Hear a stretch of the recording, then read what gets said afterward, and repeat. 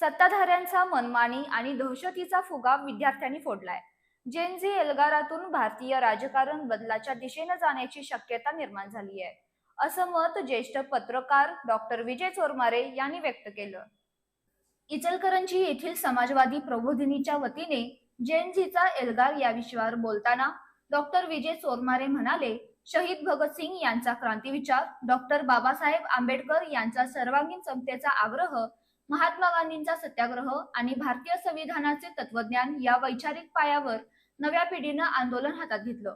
Cockroach पार्टीची स्थापना, सोनम वांगचुक यांचे उपोषण आणि अध्यक्षा नेहा बोरा यांची सत्याग्रही कणखर भूमिका यामुळे हे आंदोलन सोशल मीडियावरून रस्त्यावर यायला फार वेळ लागला नाही.